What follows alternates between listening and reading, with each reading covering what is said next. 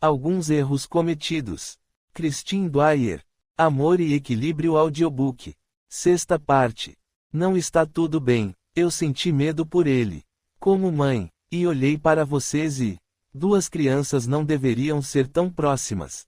Você e Easton ainda têm a vida toda pela frente. Eu estava com muito medo de vocês queimarem muito forte e muito rápido. Já ouvi versões disso tantas vezes que decido acabar as palavras por ela. Bom, agora eu e Easton nem nos falamos. Não queimamos nada. Sandri conseguiu o que queria, provou para todo mundo que estavam certos. Estamos distantes mesmo quando no mesmo lugar. Disso eu não sei. Eu e seu pai, diz ela, e pigarreia. Seu pai sempre fará as escolhas erradas, Elis. Eu o vi fazer isso a vida toda, e não posso deixar você e Easton caírem nas mesmas escolhas. Easton teria ido atrás de você para qualquer lugar. Teria. No passado. Eu te mandei para a Califórnia porque achei que fosse o melhor para você. Sua tia escapou disso tudo, e achei que também te faria bem escapar. Abrir espaço entre sua vida aqui e as escolhas que você fez. Para eu não arrastar Easton para as mesmas escolhas, acrescento por ela. Você mentiu para a polícia, Elis. Você ia aceitar a culpa pelo seu pai. Entende como isso poderia ter afetado sua vida toda? A raiva queima minha garganta e faz minhas mãos tremerem. Ela me falou isso tudo antes de eu ir embora. Você tinha acabado de pedir desculpas. Sim, mas nunca disse que estava errada, diz, olhando para as mãos. Sei que você e Easton não são eu e seu pai, mas... Deixa a frase no ar. Mas Easton já te amava há muito tempo. Você também não gostaria de viver assim, tão envolvida com outra pessoa que só tenta sobreviver, continua, a voz dela cheia de uma resiliência que não entendo completamente. Peço mesmo desculpas, mas não me arrependo. Capítulo 25. 17 anos. Fazia 5 dias que eu não ia à casa dos Aubrey, nem à escola. Ainda assim, conseguia contar os minutos sem Easton. Era um jogo que eu começara comigo mesma desde que o beijara. Tentava prender a respiração por 60 segundos inteiros e me forçar a não pensar nele. Talvez eu conseguisse passar uma hora assim, depois um dia. No entanto, mesmo no escuro do quarto na casa dos meus pais, Easton ainda dava um jeito de se infiltrar em cada segundo da minha vida. Eu me escondi em casa para evitá-lo. Para evitar a memória do que acontecera quando entrei de fininho no quarto dele. A dor da minha mãe ter ido embora com o dinheiro do meu pai. Minha boca junto à de Easton. Sandri tinha telefonado para perguntar se eu estava bem. Tucker tinha mandado mensagens durante a aula, exigindo provas de que eu estava viva. Easton mandava mensagens. Nunca me perguntava onde eu estava, ou por que não tinha respondido. Eram mensagens normais, como se nada tivesse acontecido, como se eu não o tivesse beijado. Como se eu não tivesse pedido para ele segurar meus pedaços quebrados enquanto chorava. Easton. Tucker comeu 11 panquecas no café. Ele vai ter câncer de tanto açúcar. Hoje fui a pé para a escola. O nascer do sol estava bonito. Foto em anexo. Vou reprovar em economia. Me diz que não vou precisar disso quando crescer. Todo mundo tem perguntado por você. Eu não ando escrevendo. Saudades. Parecia que ele estava tentando ignorar o que acontecera, e eu não sabia se isso me fazia amá-lo mais ou odiá-lo. De qualquer forma, eu não estava pronta para encarar nem ele nem Sarah. Durante o dia, eu ficava sozinha em casa. Meu pai aparecia entre os turnos do trabalho e o que quer que estivesse consumindo suas noites. Ele estava tão ocupado que nem perguntava por que eu estava em casa, ou notava meu humor. Eu não tinha nada a fazer além de pensar no quando. Quando as coisas tinham mudado entre mim e Easton. Quando não houvera escolha para mim além de amá-lo. Quando poderia fazer as coisas voltarem ao normal. Quando era o pior tipo de pergunta, porque pedia para o tempo ser gentil, só que o tempo nunca era. No sexto dia, Dixon apareceu, trazendo uma refeição feita pela mãe. Meu mexido preferido. Dixon comeu um bolinho e sorriu para mim, mostrando mais comida do que dente. Quando você volta para casa? Estou em casa, menti. Ele não questionou. Mordeu um pedaço de bolinho. Mastigou. Engoliu. Você e Winston terminaram. Terminamos. Não estamos juntos, falei, e minha gargalhada puxou as mentiras que tentava disfarçar. Ele está namorando a Sarah. Ele fez um barulho. Vocês brigaram? Não. Na verdade, não. Então o que aconteceu? Honestidade era um esparadrapo que eu precisava arrancar. Eu beijei ele e ele namora outra pessoa. Disse Dixon, se recostando. Bom, que burrice. Muito útil, valeu. Comi outro bolinho e me perguntei por que eu contara a Dixon o que acontecera. Com ele sabendo, eu não conseguiria mais fingir que não era verdade. Talvez fosse aquele o motivo. Ele acabou de comer e pegou os pratos, os levando até a pia. Só para você saber, ele não está namorando a Sarah. Aquilo não fez eu me sentir melhor, como eu esperava que fizesse.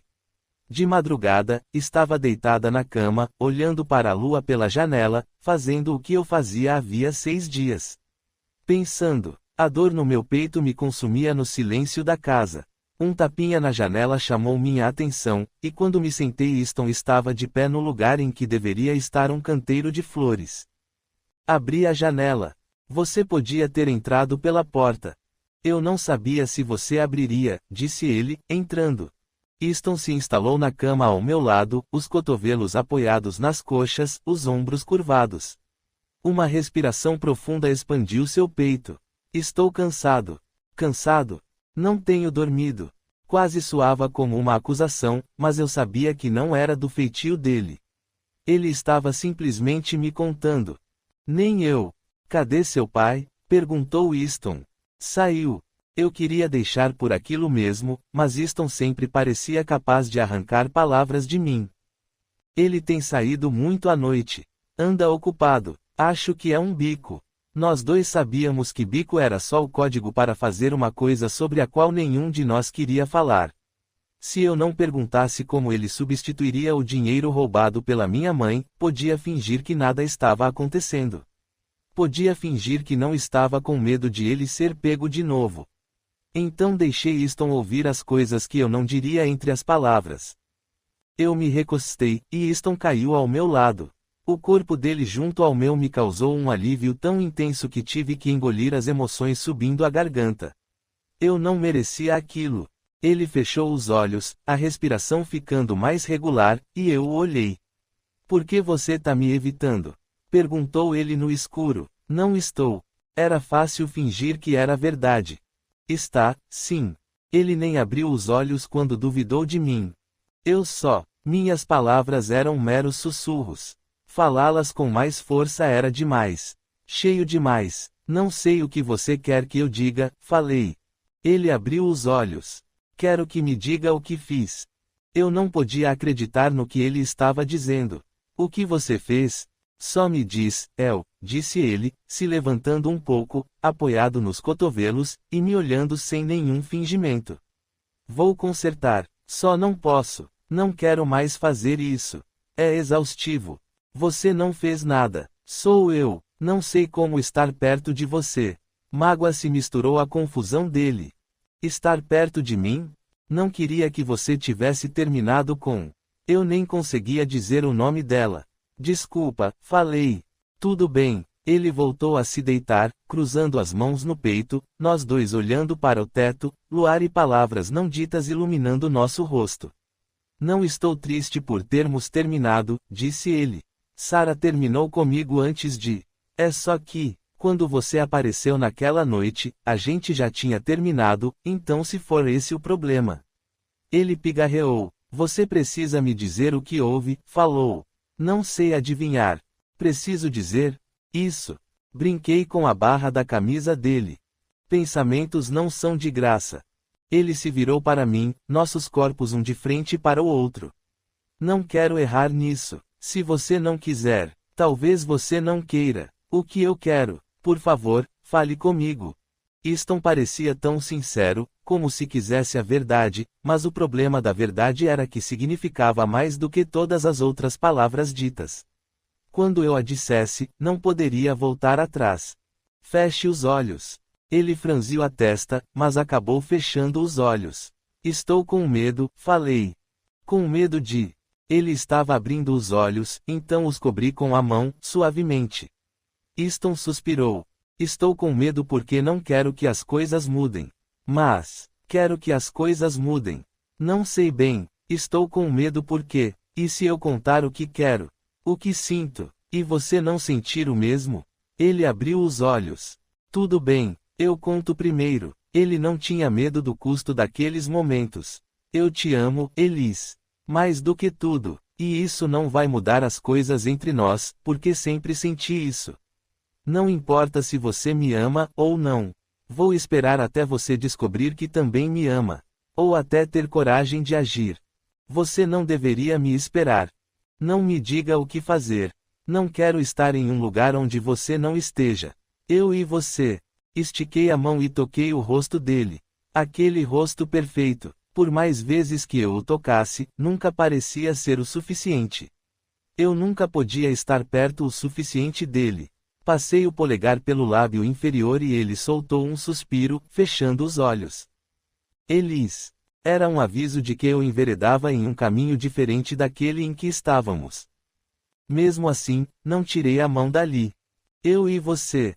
Puxei a boca dele de leve e, um segundo depois, ele estava por cima de mim. Segurando meus pulsos ao lado do meu corpo. Você não pode fazer isso comigo, sussurrou ele. Não é justo. Se não me quiser, não finja. Tudo que eu fazia era fingir. Eu não aguentava mais. Minha boca encontrou a de Easton e ele soltou um barulho. Era uma pergunta, mais do que qualquer coisa. Quando aprofundamos o beijo, tomei como permissão para sentir a boca dele se mexendo junto à minha, as mãos que soltavam meus pulsos e encontravam outras partes de pele para tocar. A boca dele encontrou meu pescoço. As mãos deslizaram para baixo da minha blusa, para minha barriga. Easton. Falei o nome dele como uma súplica, uma oração. Ele agarrou meu quadril com as duas mãos e relaxou em cima de mim, cada parte dele pressionando meu corpo. Você vai me matar, disse ele, me beijando de novo. Eu o empurrei até ele estar ajoelhado, então tirei minha blusa e esperei que ele dissesse alguma coisa. Fizesse uma piada, ou risse de mim, nua da cintura para cima. Em vez disso, ele encontrou meu olhar e disse só uma palavra. Linda. Easton tirou a própria blusa e, quando nos reencontramos, senti o toque da pele dele na minha. Emoções subiram a garganta, me deixando faminta. Nossas mãos ficaram frenéticas e eu levantei o quadril contra o dele. Um gemido esvoaçou dele quando apertei, ondulando o corpo. Eu precisava dele, estar o mais perto dele possível. Senti-lo por inteiro. Elis, eu não vou fazer nada que você não quiser. Pus a mão entre nós dois, o senti duro na minha palma, só para garantir que ele entendia exatamente o que eu estava pedindo. Eu quero você todo. Ele parou de se mexer, o olhar procurando o meu. Você já? Não, falei. E você? Ele hesitou, e esperei meu coração se partir. Não. Easton abaixou a mão e tocou meu rosto, acariciando amassando o rosto gentilmente com o polegar. Quando nos beijamos de novo, foi diferente. Mais devagar, mas com a mesma febre de antes. Ele tirou minha calça e levou a boca ao meu quadril, com beijos suaves e reverentes. E aí éramos só nós dois. Nada o separava de mim. Ele tirou uma camisinha da carteira, e eu não comentei, nem ri. Era diferente. Easton beijou minha têmpora e sussurrou palavras que estouraram como ondas. Ele retorceu o rosto como se sentisse dor ao me adentrar devagar, e, quando entrou completamente, respirou fundo e encostou a testa na minha. Está doendo? Perguntei. Easton soltou uma gargalhada suave. Era para eu te perguntar isso. Ele engoliu em seco, audível. É, incrível, falou. Você é incrível. Eu já tinha pensado naquele momento antes. 100 vezes, de 100 jeitos diferentes. No entanto, quando nossos corpos se juntaram, de novo e de novo, eu só conseguia pensar que nunca seria capaz de ter sonhado com aquele momento inteiramente. Quando acabou, e Easton beijou meu rosto, meus ombros e meu pescoço, notei que nunca poderia ter imaginado aquilo porque nunca tinha entendido o amor dessa forma. Eu te amo. Quando falei, esperei que alguma coisa acontecesse, que o mundo parasse, meu coração parasse, ele percebesse que já tinha o que queria e fosse embora. Nada disso aconteceu. As palavras eram tão simples quanto elaboradas. Eram, simplesmente, eu te amo. Capítulo 26. 17 anos. Acordei ao som do farfalhar de tecido. Easton se levantou, puxando a calça e a abotoando, os dedos trêmulos. Merda, merda, merda. Ele repetia a mesma palavra sem parar, procurando a camiseta freneticamente. Merda. Eu já o ouvira exatamente assim. Quando Sarah aparecera, senti o estômago afundar enquanto ele vasculhava o chão. Meu amor próprio devia estar lá embaixo também, porque eu sabia, sem dúvida, que Easton se arrependia da noite anterior. Devo ter feito algum barulho, porque ele finalmente encontrou meu olhar, e a expressão dele mudou de preocupação para alguma coisa diferente. Um olhar que eu nunca vira. Você acordou. Fiquei enjoada tentando fingir que estava tudo bem se ele fosse embora antes de eu acordar. Estava. Eu estava bem.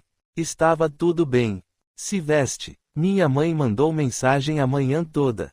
E ontem à noite. E ligou. Que? Eu me sentei. Ela está puta, falou, soando envergonhado. Acho que esqueci de falar que ia passar a noite aqui. As palavras não estavam fazendo sentido. Que?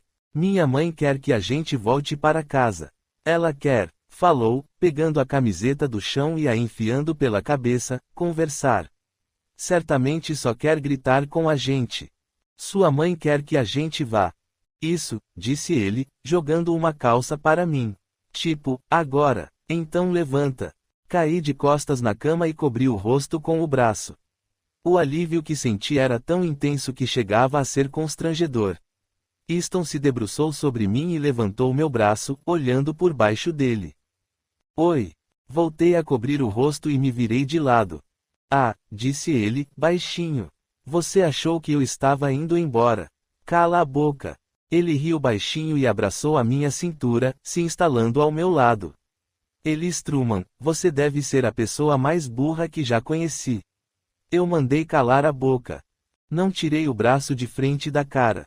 Senti a respiração dele no meu pescoço, a boca encostada de leve na pele. Eu te amo. Sempre achei que aquelas palavras seriam pesadas, como uma pedra amarrada no pescoço, me puxando para o fundo. Inescapáveis. Mas eu te amo era leve. Como uma pena, como uma brisa, como ser livre. Eu te amo vindo de Easton Aubrey não se parecia em nada com os eu te amo que eu já ouvira antes. Quer me dizer alguma coisa? Perguntou ele, empurrando o quadril junto ao meu. Eu já dissera à noite. Você está com bafo. Ele apertou os dedos na minha cintura, fazendo cócegas. O dedo dele encontrou a ponta de uma mecha de cabelo, e a acariciou de novo e de novo. Você só me ama porque eu te amei primeiro? Perguntou, como se Easton pudesse ter me amado primeiro. Pensei no momento em que soube que estava apaixonada por ele. No banco de trás da viatura na frente da casa dele, aos 11 anos. Ele era tão determinado, tão confiante. Eu nunca conhecera ninguém da minha idade assim. Ele nunca dava um passo que não parecesse firme. E mesmo ali no quarto, ele tinha tanta certeza do que sentia. Confiava que eu só poderia amá-lo também. Sabia que daríamos certo. Era contagiante. Eu te amei primeiro, falei. Ele caiu de costas, de braços abertos, olhando para o teto. Não estamos competindo, mas, se estivéssemos, eu ganharia. Duvido. Aos 5 anos. Foi quando eu soube que te amava. Estreitei os olhos. Não dá para amar alguém aos 5 anos. A gente nem se conhecia. Ah, eu te conhecia. E você não pode me dizer o que eu sinto. Soltei um grunhido. Você só está tentando ganhar. Ele olhou meu rosto, devagar. Você estava usando uma jaqueta verde oliva e sapatos brancos. E soprava ar quente enquanto esperava o sinal abrir para atravessar a rua. Achei que parecia fumaça. Fumaça. Ele levantou o canto da boca devagar. Eu queria ir andando para a escola, porque você ia. Queria fazer tudo o que você fazia, e você nem sabia quem eu era. Nós nos encaramos, deitados nos restos do sonho febril da noite anterior. E eu acreditei na esperança que ele tinha por nós dois. Acreditei quando ele segurou minha mão na varanda da casa dele, e quando sussurrou, eu e você. Quando entramos na cozinha, acreditei que, o que quer que viesse a seguir, seríamos nós. Sandri estava à bancada da cozinha. O rosto dela estava tenso, e a caneca de café em sua frente deixara uma marca no mármore. Eu me perguntei por quanto tempo ela estivera parada ali. Easton apertou minha mão de leve por baixo da bancada enquanto Sandri esperava a gente falar. O roupão verde dela estava apertado, e a caneca branca era estampada com letras pretas garrafais, dizendo, direito faz direito. O cabelo dela escapava do coque, e dava para ver que ela acordara muito antes da gente. Que bom que vocês voltaram para casa. A voz dela estava calma. Não era bom sinal. Onde vocês estavam? Perguntou. Desculpa, comecei. Pegamos no sono na minha casa. Ela arqueou as sobrancelhas, e vi a expressão ficar mais desconfiada. A noite toda? Vocês passaram a noite toda lá? Passamos, respondi. O Tru estava em casa? Perguntou. Se eu ligar, ele vai dizer que vocês estavam lá. Minha culpa era colossal, e não conseguia entender o porquê. Easton e eu dormíamos juntos sempre, mas parecia que Sandri sentia a mudança entre nós. Engoli em seco. Mãe, disse Easton, por que a gente mentiria? Ela inclinou o corpo para trás, e o olhar foi para a mão de East segurando a minha. Ele se aproximou mais, sem deixar nenhum espaço entre nós. Sandri acompanhou o movimento. A pergunta seguinte me atingiu como um tiro. Vocês estão transando? Fiquei chocada. A gente, não, estamos. Easton olhou bem nos olhos da mãe ao falar. Nem um pingo de vergonha ou constrangimento. Sandri encarou o filho antes de passar mão na testa. Perfeito. Perfeito. Quanto tempo faz, mãe? Era o mais próximo que Easton chegaria de repreender a mãe, mas ainda assim. Ela sacudiu a cabeça e apontou para mim. Você precisa começar a tomar pílula imediatamente. Depois ela apontou para Easton. E você precisa conversar com seu pai para aprender a usar camisinha. Eu sei usar camisinha, disse ele, simplesmente. Como ele conseguia estar tão calmo? Ela abriu um sorrisinho tenso. Vamos ter certeza, não posso deixar vocês dois. O telefone tocou e Sandri levantou um dedo. Um dedo bem agressivo. Alô? Sim, é ela quem fala. Caleb Truman? Sim, falou, o olhar dela me encontrando. Quando ele foi detido? Por quê? Sim, estou ciente das condições do livramento condicional. Enquanto ela falava, as palavras passaram de nítidas para nebulosas, mas só levei um segundo para entender o que acontecera. Meu pai tinha infringido a liberdade condicional. Sandri andava pela cozinha, de um lado para o outro. Náusea me tomou enquanto eu escutava a conversa. Rezei para ser um mal-entendido. Talvez eu tivesse ouvido mal. Talvez. Quando ele foi detido, repetiu ela. Em segundos, toda minha esperança se dissolveu. Tinham ligado para Sandri porque ela sempre salvava ele. Literalmente, pagando a fiança, e figurativamente. Não importava qual fora a infração, se revistassem nossa casa. Eu sabia que meu pai tinha coisas que não deveria ter. Se encontrassem, ele seria processado como reincidente. Pensei em todas as noites que ele passara fora desde que minha mãe roubara o dinheiro, e soube o que aconteceria a seguir. Ele não receberia uma pena leve, daquela vez, seria preso por muito tempo. Merda, xinguei, e fui andando até a porta. Elis, disse Easton, segurando meu braço e me parando. Tenho que ir, tenho que garantir que não. Tenho que voltar para casa. Diz para sua mãe que depois ela pode continuar gritando comigo. Para casa? O que tem lá? Perguntou ele, andando ao meu lado. Provavelmente umas 100 coisas que meu pai não deveria ter. Não adiantava explicar tudo. Eu estava perdendo tempo. Para, disse ele, e eu parei por reflexo. Me diz o que vai fazer, para eu ajudar. Deve ter drogas, talvez, respondi, pensando em todos os lugares onde sabia que ele as guardava. Ele pode ter outras coisas no quarto. Eu nunca procuro. Pode não ter nada, mas pode ter alguma coisa. Dava para ver a frustração em Easton. Você não precisa ir comigo, falei. Era sincero, mesmo que eu quisesse o contrário. Preciso, sim, disse ele, andando na direção da porta. Ele tirou as chaves do gancho e girou a maçaneta, à espera. Eu e você, falou. Batuquei com as mãos na porta do jipe de Easton enquanto ele dirigia pelas poucas ruas até minha casa. O olhar dele passou pela minha perna trêmula, meus dedos agitados, meus ombros, que eu não parava de mexer. O carro chegou na minha casa e, antes que estacionasse completamente, abri a porta. Assim que entrei em casa, corri para a garagem. Se tivesse alguma coisa escondida, seria ali.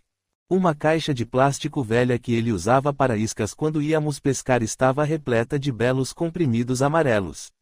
Da mesma cor da colcha que ele me dera de presente aos 7 anos. Peguei os ziplocs cheios de opioides, voltei para dentro da casa e os larguei na bancada. O que você vai fazer com isso? Perguntou Easton. Era uma boa pergunta. O que eu ia fazer? Não podia levar à casa dos Aubrey. Não podia levar à casa da minha avó. Jogar pela descarga me deixava incomodada. Era tanto dinheiro naquele saquinho. Se eu levasse para meu tio Rick, ele nunca devolveria. Levar para a Tene? Peguei outra caixa debaixo do sofá. Aquela só tinha um ziploc, cheio até a metade de comprimidos azuis.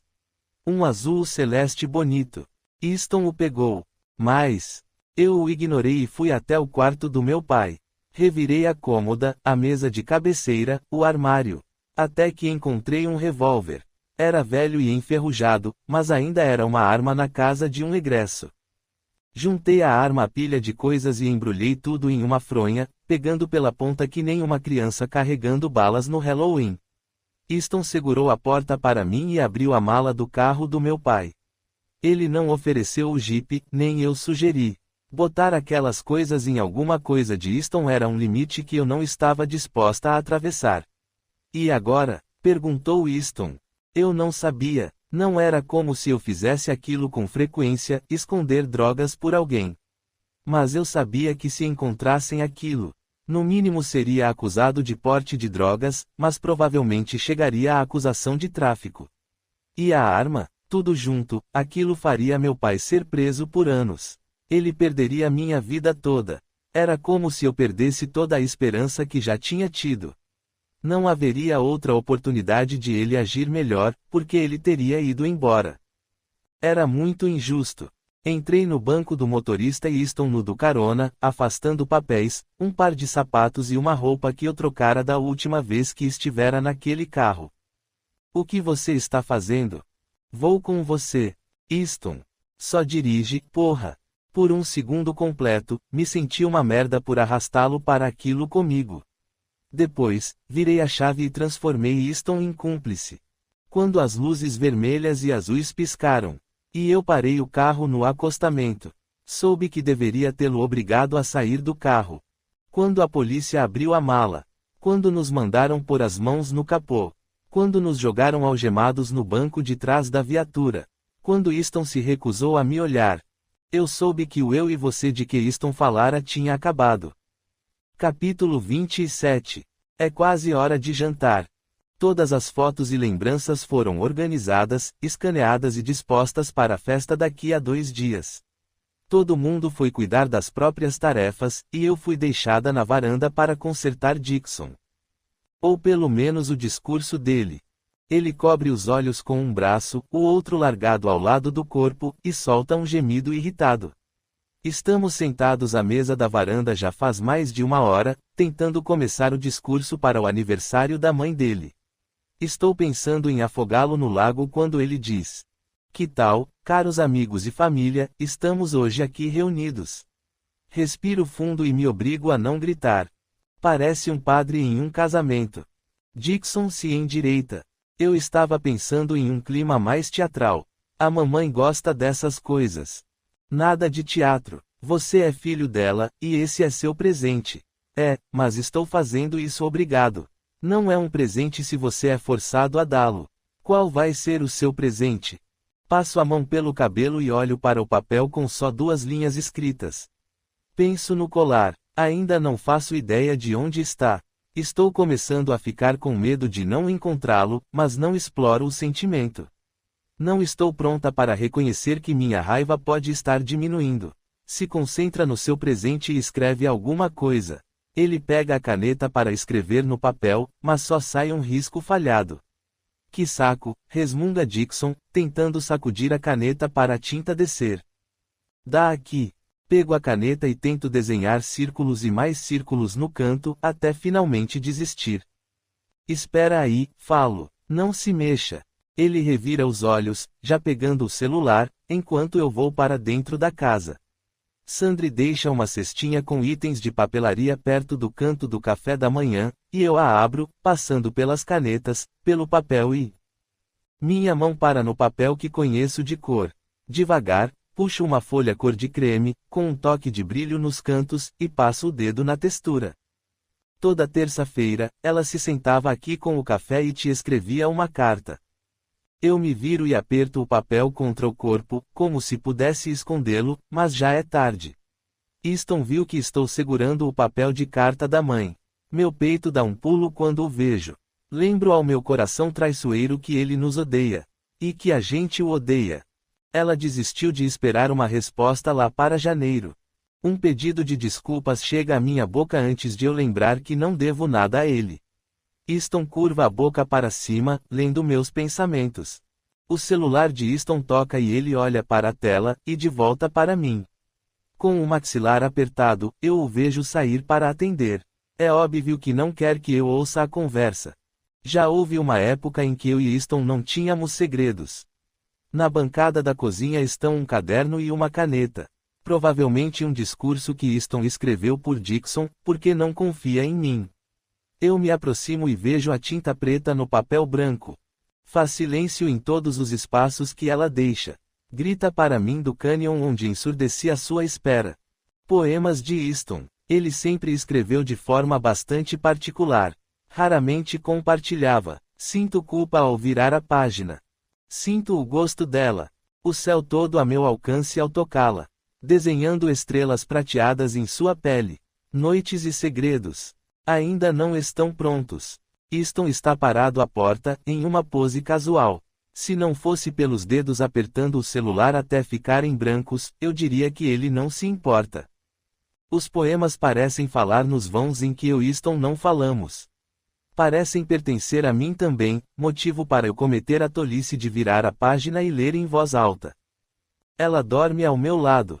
A cabeça no travesseiro. Um choque de cabelo claro em contraste ao vazio escuro do meu peito quando a olho. Quero ler mais, mas... Ele vê o momento em que percebo que a cabeça não é minha. Esse poema é sobre alguém, mas não é sobre mim. Meu cabelo é escuro. Easton escreveu um poema sobre dormir com outra garota. Não sei decidir o que mais dói. Ele ter ficado com outra pessoa, ou ter escrito a respeito. Continue, diz ele, apontando para as palavras particulares, palavras que agora sei que não são minhas. São só meus poemas de merda. Engulo a resposta, amarga e ardente. Pego a caneta que Easton estava usando e saio, indo até Dixon. Aqui. Ele franze as sobrancelhas ao ouvir meu tom. Por trás do reflexo do vidro fumê, Easton anda pela cozinha. E agora, o que houve? Eu encaro a mesa. Está tudo bem. Dixon parece querer discutir, mas, em vez disso, leva a caneta ao papel. Garranchos percorrem a página em riscos pretos agressivos. Depois de escrever a última palavra do discurso, olha para mim. Você não precisa continuar fazendo uma coisa que te faz mal. Eu me pergunto se ele diz o mesmo para Easton, ou se só é superprotetor comigo. Não estou fazendo isso. Não consigo encontrar o olhar dele quando minto. Sei que você acha. O jantar está na mesa, diz Ben, abrindo a porta dos fundos e carregando 3 caixas grandes de pizza. Como mariposas ao redor de uma vela, os garotos cercam a mesa e começam a comer. O sol vai se pondo, e Sandri pega 2 garrafas de vinho. Ela passa taças do líquido escuro para nós com uma piscadela. Só um pouquinho, porque é uma ocasião especial. Gosto da sensação adulta da taça enquanto como com as mãos. O vinho é tinto, servido em taças largas lindas que capturam a luz, enquanto a pizza é posta em pratos de papel. Tomo um gole hesitante, lembrando da sensação que a bebida do taverne me causou quando acordei. O sol poente reluz nos meus ombros expostos e no rosto, me aquecendo de fora para dentro. Van Morrison toca na caixa de som e Sandri tira os sapatos. Ela cruza os tornozelos, apoiados no joelho de Ben e balança os dedos do pé, com as unhas pintadas de cor-de-rosa, ao ritmo da música. É perfeito.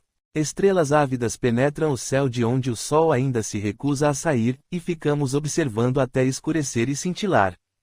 Ainda sinto o calor quando todo mundo entra em casa. Talvez seja o vinho. Talvez seja o resquício de sol. Talvez seja este lugar. Easton se senta na cadeira ao meu lado, o silêncio mais denso que o ar, e pega minha taça, tomando um gole de vinho antes de devolvê-la à mesa. Ele não fala, só solta um suspiro pesado. Sarah vem para a festa? Pergunto. O silêncio que Easton permite entre nós é insuportável, e preciso de todas as minhas forças para não preenchê-lo. Vem. É só o que diz. Uma palavra. Vocês dois. Minha frase cai do penhasco da curiosidade. É uma pergunta idiota, de qualquer forma. Você não pode me fazer esse tipo de pergunta. Ele toma mais um gole de vinho e faz uma careta. Isso me lembra que ainda estamos fingindo ser gente grande. E não crianças que acabaram de se formar na escola. Tento não deixar a raiva que cresce em mim ditar a última palavra. Estou tentando, Easton. Ele vira o corpo para mim, ombros largos inclinados, a mandíbula reta suavizada pelas luzinhas penduradas acima de nós, os dedos ainda manchados de tinta. Tentando o quê? Me desculpar. Se desculpar pelo quê? Passo a língua pelos lábios e o olhar dele acompanha o movimento. Pelo que falei para você. Sobre sua escrita. Ele se recosta na cadeira e seu olhar escurece. Falei a coisa errada. O que foi? Pergunto. Ele parece surpreso, antes de sacudir a cabeça de leve. Nem tudo é sobre você. Não, algumas coisas são sobre um cabelo loiro espalhado em um travesseiro. Ele toma mais um gole. Vejo a garganta bronzeada se mexendo. Aperto a boca com força, como se sentisse os lábios dele através da taça.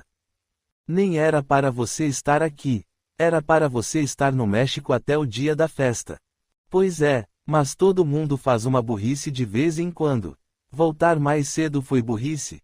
Pergunto. Como ele não responde, decido dizer o que preciso. Desculpa por ontem à noite.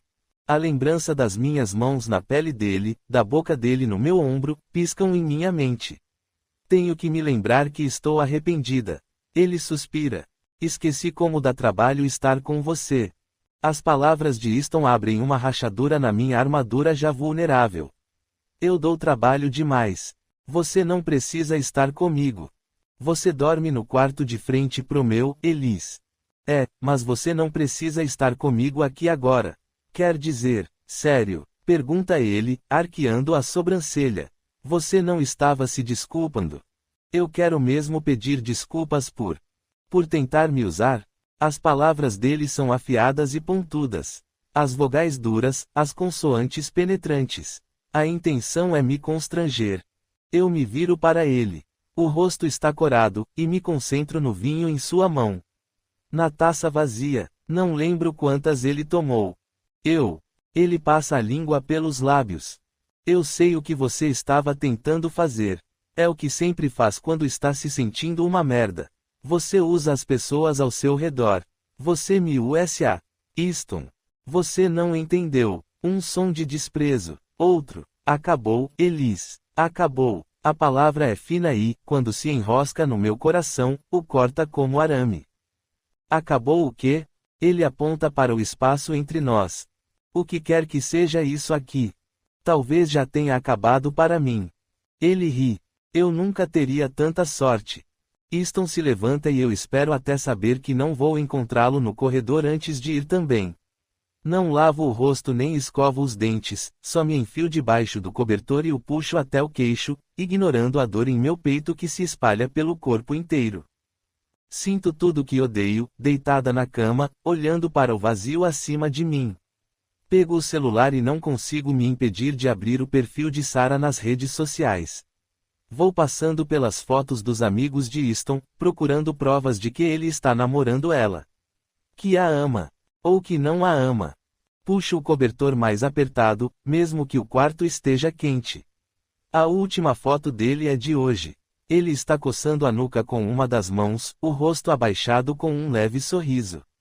Parece guardar um segredo. O fundo é escuro, a noite no lago, e tem pizza e vinho na mesa. Eu me pergunto o que o fez sorrir. Chega uma mensagem que eu abro para ler. Tucker. Vou começar uma série nova no Instagram. Elis, legal. Tucker. Quer ver a primeira foto? Não respondo, porque sei que ele vai mandar de qualquer forma. Tucker. Se chama Converse Direito. A foto que ele manda é de Easton. É que nem a que vi no Instagram. Mas é mais afastada, então Easton não está no centro. Eu estou sentada ali, não longe dele. Não dá para confundir meu olhar para ele. Desejo, angústia, amor. Elis. Não posta isso. Ele me manda uma sequência de emojis rindo, chorando e uma imagem. É um print de uma conversa com Easton, em que ele mandou as mesmas mensagens, mas outra foto. Easton respondeu a mesma coisa. Tento dar zoom na foto. É de hoje à noite, também, mas de mais tarde. Dá para notar porque estou com a taça na mão e Easton está sentado do meu lado. Mas é pequena e granulada e eu sinto vontade de matar Tucker por mandá-la. Recebo outra mensagem. Tucker. O que você vai fazer por mim se eu não postar? Elis, cuzão. Tucker. Que nojo. Para de falar do meu cu. Elis. Nojo é você. Tucker. E aí, vai fazer o quê? Elis. Vou tentar não te matar, mas não prometo nada. Tucker. Vou ficar satisfeito se você e Easton conversarem. E porque sei que você está tentando dar zoom que nem doida. Ele manda outra foto, que abro sem hesitar. Vejo Easton me olhando enquanto eu olho para baixo, para a taça na minha mão. Ele claramente está franzindo a testa, mas tem mais alguma coisa ali. Um abismo profundo que me faz encarar a foto mais tempo do que eu deveria. O vidro ao redor do meu coração racha e se estilhaça. Tucker. Tenho mais, se você quiser. Elis. Para com essas fotos de stalker. Ele manda mais um print, de Easton dizendo a mesma coisa. Tucker. Vocês são um pé no saco. Não consigo conter o sorriso que me vem. No escuro, sozinha no quarto. Só alguns passos e centímetros de porta de madeira nos separam, mas ainda assim me sinto segura aqui. Meus dedos se mexem sozinhos e abro o contato de Easton. Não pela primeira vez, me arrependo de ter apagado as mensagens antigas meses atrás. Só vem é a única mensagem dele. Depois, a sequência que mandei depois de encher a cara no taverne. É tudo que resta de nós. O que eu posso dizer para ele? Não deveria dizer nada, deveria deixar isso morrer, mas a sensação incômoda no meu peito só fica ainda mais dolorida quando imagino o que ele está pensando. Elis, oi. Sinto um buraco na barriga e sou imediatamente tomada por arrependimento. Por que mandei? Lido. A palavra surge diretamente abaixo da minha bolha e eu espero. E espero, mas Easton não responde. Meus dedos hesitam no teclado, esperando os 3 pontinhos, esperando alguma coisa acontecer, esperando que eu descubra que palavras são capazes de fazer o oi voltar atrás. Elis. Tucker também te mandou mensagem. Espero mais uma resposta, mas só vejo o lido debaixo da mensagem. Elis. Eu mandei ele não postar. Porque não consigo me conter, continuo com as mensagens. Elis. Não que tenha problema ele postar. Nem sei se você está com a Sarah, já que não me responde. E eu sei que você disse que eu te uso, mas digito 4 coisas diferentes e as apago. Nenhuma das palavras é a certa. Dizem demais, ou dão a impressão de que não me importo. Estou digitando a 5ª resposta quando chega uma mensagem dele. Easton. Só diz o que quer dizer. Olho para o celular e sinto uma coisa perigosa. Esperança. Ela rasteja ao meu redor como uma cobra e espero que me esmague até eu parar de respirar. Elis. Odeio que você ache isso. É injusto. Easton. Você só odeia porque faz você se sentir mal. Elise. Não, odeio porque parece que você também não me usa. Ele não responde, e eu fecho os olhos, me perguntando se passei do limite. Easton. Eu não te uso. Elise. Me usa, sim. Você precisa me salvar. Quando falo, sei que é verdade, mas não alivia minha culpa. Elise. E eu não preciso ser salva. Easton. Não falei que precisava. Elise. É assim que você me trata. Easton. Mentira. Você passa muito tempo me lembrando que não somos iguais e como sua vida, de verdade, é diferente e que eu não seria nem capaz de entender. Elise. Isso não significa que você não tenta me salvar. Você foi comigo até em casa no dia que fomos presos.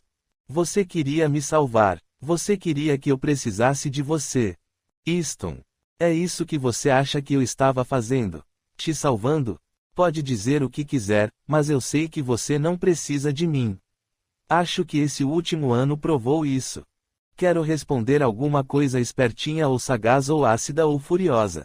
Mas não a verdade. Eu preciso dele, sim. Até que ele diz. Easton. Mas o problema é esse, né? Você não precisa de ninguém. De alguma forma, consegui convencer Easton da minha mentira. O fato de que ele não consegue enxergar a verdade faz com que eu dirija minha culpa contra ele. Mas como posso sentir raiva por ele acreditar em mim? Percebo, então, que Sandry estava certa. Às vezes apenas amor não basta. Capítulo 28. 17 anos.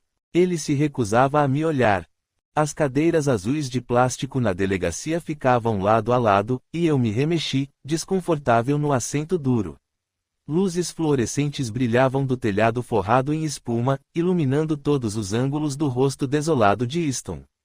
Paredes brancas com cartazes em molduras baratas davam informações sobre direitos, processos e valores da polícia. A mesa de metal à nossa frente estava vazia, exceto por 2 folhas de papel. Uma com meu nome, a outra com o de Easton. Ele estava olhando para os punhos, e eu o vi esfregar o lugar onde antes estavam as algemas. Como se ainda as sentisse na pele. Mordi o lábio e olhei para minhas próprias mãos. Isso não é bom. Calei a voz que repetia aquelas palavras. De novo e de novo. O lugar não era aquele. Se eu sentisse aquilo, se eu me permitisse reconhecer o que não era normal. Pigarreei. Um policial sentou-se no canto da mesa, mais perto de Easton, e cruzou os braços. O crachá dizia, Kelly. Estamos esperando seu pai chegar. Quando ergui o olhar, vi que ele estava falando com Easton. Não comigo. A fissura no meu peito se abriu ainda mais. Seu pai já está aqui, disse ele, se dirigindo a mim. Então quando resolvermos a situação de Easton podemos começar o processo. Easton franziu as sobrancelhas. Ainda não começamos o processo? Não, estamos só esperando. O sargento Kelly sorriu. Policiais que sorriam eram o tipo que eu menos gostava. Vocês são menores, continuou ele, e seu pai é nosso amigo. Então vamos esperar.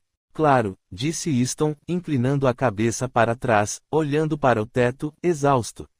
Nem ser preso eu consigo ser direito.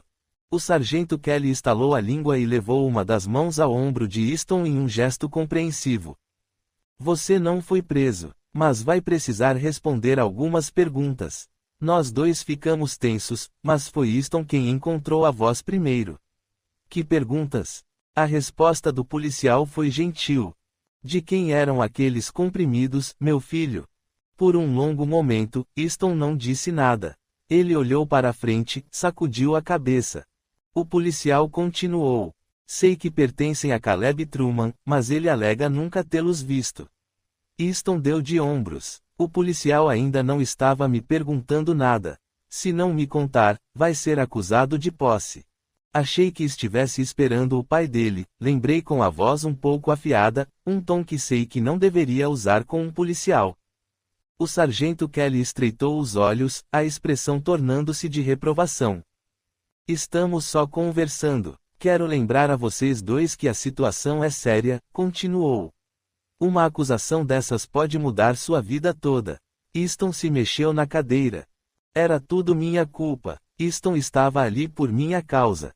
Medo e pânico se entremearam na minha barriga, se agitando e misturando que nem ácido. São meus, falei. O policial me olhou, sem surpresa, mas com clara decepção. Seus. Ele nem tentou fingir a incredulidade. Isso, meus. Elis, se você mentir, a confusão vai ser maior. O sargento Kelly dizia meu nome como se me conhecesse. Ele só supunha me conhecer, por causa do meu pai. Eu aprendera cedo na vida a insistir na mentira. Ou as pessoas começavam a acreditar, ou cansavam de discutir e desistiam. Não estou mentindo. Ele suspirou. Acho que é melhor esperar. Vieram gritos do outro lado da porta dupla de metal.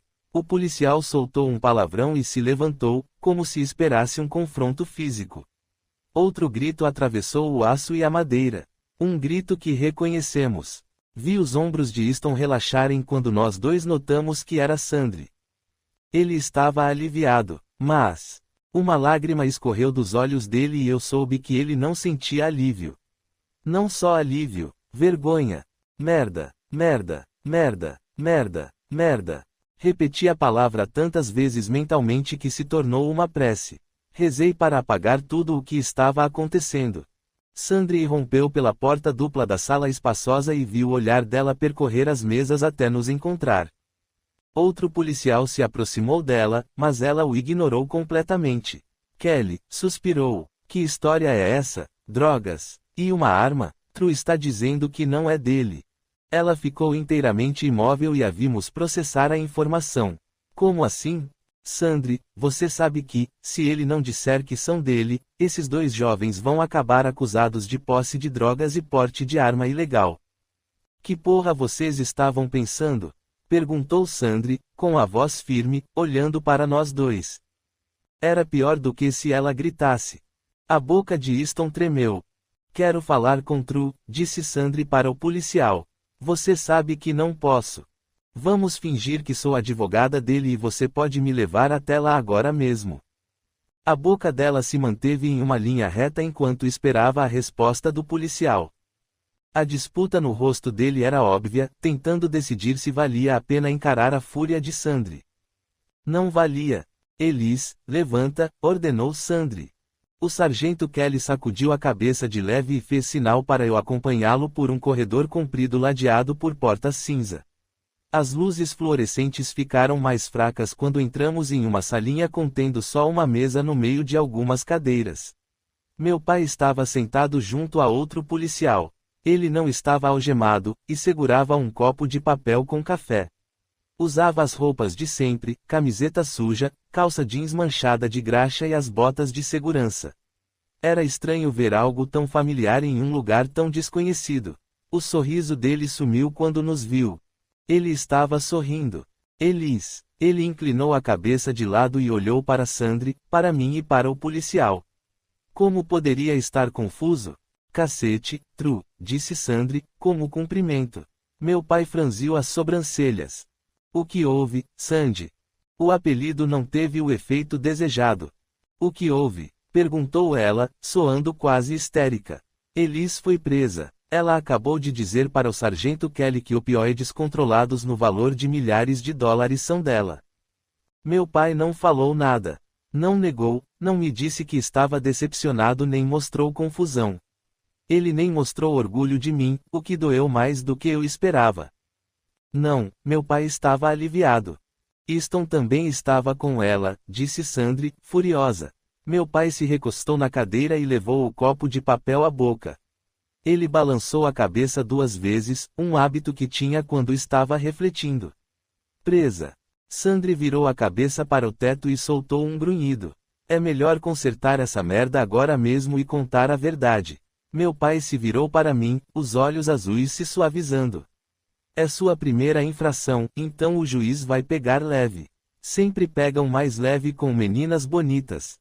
No segundo antes de Sandri começar a gritar, eu ouvi o som do meu pai caindo do último pedestal no qual eu o pusera.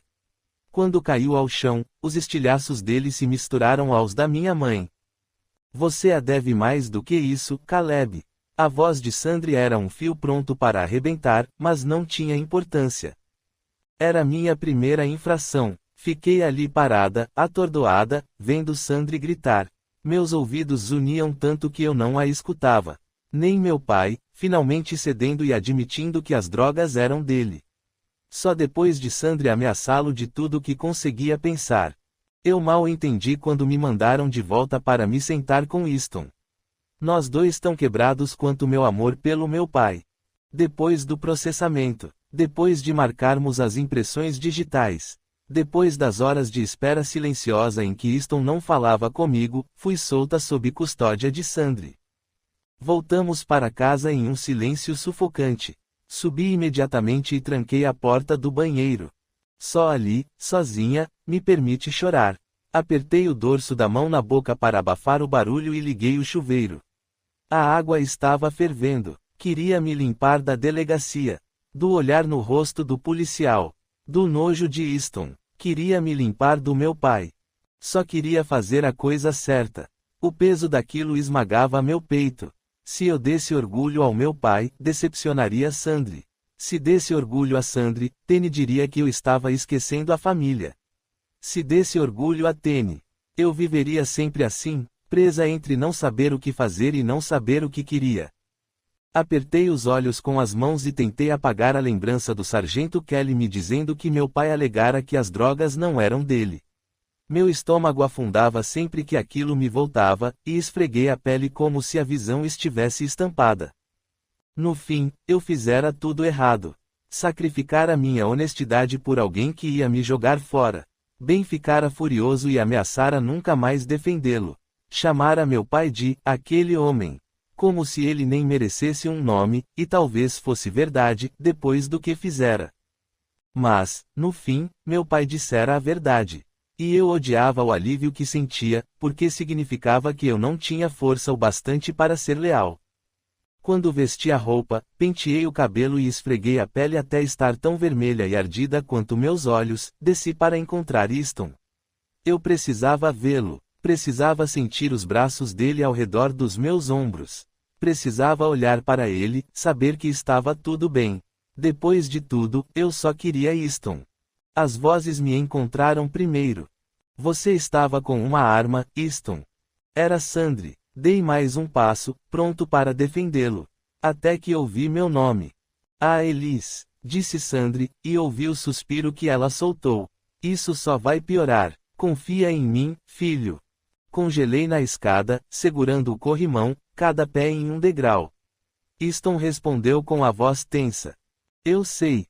Sabe mesmo? Perguntou Sandri, firme. Já vi isso acontecer de novo e de novo. Ela não é o pai dela, disse Easton, mas não soava sincero. Não, mas é filha do Tru.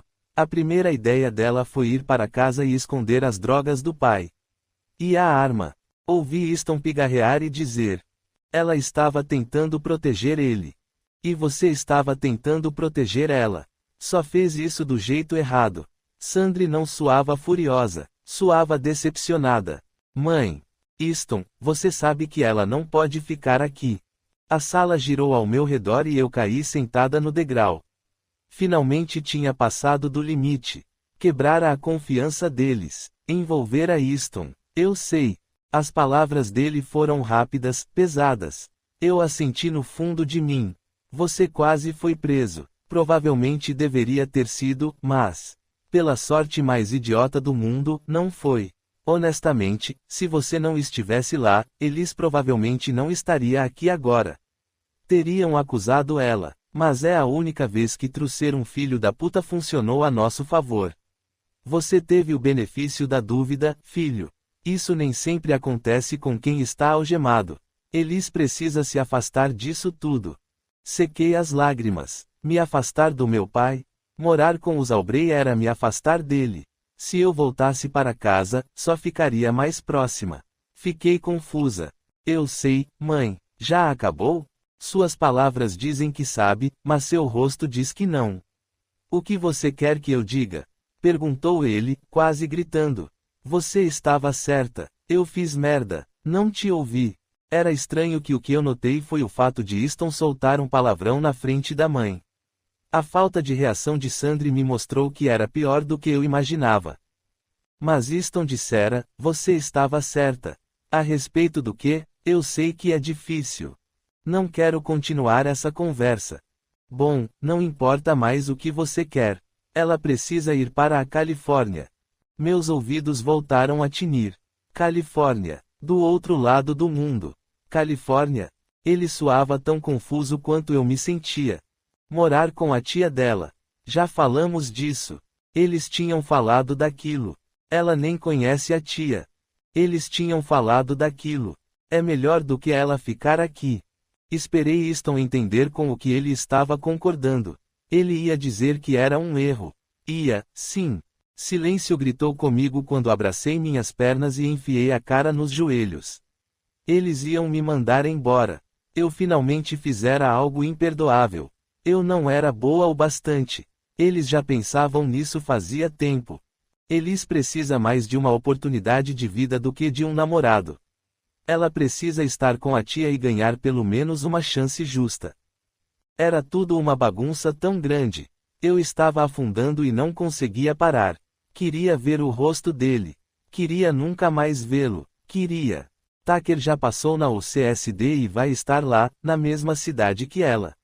É como se o universo soubesse. A gente ainda vai falar com ela o tempo todo. Por favor, pare, pediu Easton. Não quero mais falar disso. Não. Preciso que você diga. Me diga que não vai lutar contra isso. Era o momento. Eu sabia que Easton nunca concordaria. Ele era a única pessoa que nunca me mandaria embora. Mas, meu coração cochichou comigo no silêncio e me disse a verdade. Já sabia o que Easton ia dizer. Apertei a boca com força, prendendo a respiração, esperançosa. Easton Aubrey nunca me rejeitaria. Eu sei que Elis tem que ir para a Califórnia. As palavras soaram forçadas, mas ele as dissera. Ele concordara. Ele decidira me deixar ir. Claro, eu deveria saber o que ele diria, porque meu coração sempre fora de Easton. E ele acabara de estilhaçá-lo. Capítulo 29. Eu me mantenho ocupada. Tenho bastante sucesso no objetivo de evitar Easton. Eu me concentro em completar as pequenas tarefas que Sandri listou, uma a uma. Riscando cada item e ignorando a presença dele. Quando fecho os olhos, contudo, vejo as mensagens de Easton. Elas flutuam entre as fotos que Tucker tirou de nós ontem e me confundem ainda mais. Ao fim do dia tedioso, estou exausta. Há uma leve dor de cabeça atrás dos olhos de ficar acordada até tarde, e meu medo de não achar o colar que Sandri me deu só cresce. Pelo que parece a 100ª vez, procuro pelas caixas debaixo da cama. De novo. Já abri todo o envelope, toda a caixa e folheei todo o livro na esperança de que o colar tenha caído entre as páginas ou se agarrado ao tecido e esteja escondido em algum lugar, porque a alternativa é que eu o perdi. Merda. Soco a caixa quando solto o palavrão, esperando me sentir melhor, mas não me sinto. Quanto mais o tempo passa, mais noto que vou ter que perguntar para Sandri. E, se tiver que perguntar, ela saberá que o perdi. Admitir que perdi uma joia que ela herdou da família seria decepcioná-la. E não quero decepcioná-la de novo. Você não precisa de ninguém. Porque as palavras de Easton sempre ficam presas na minha cabeça sem parar. Só há mais um lugar onde procurar. Olho pela minha porta aberta para a porta do lado oposto do corredor. Parece ameaçadora, o que é ridículo. A porta de Easton está entreaberta.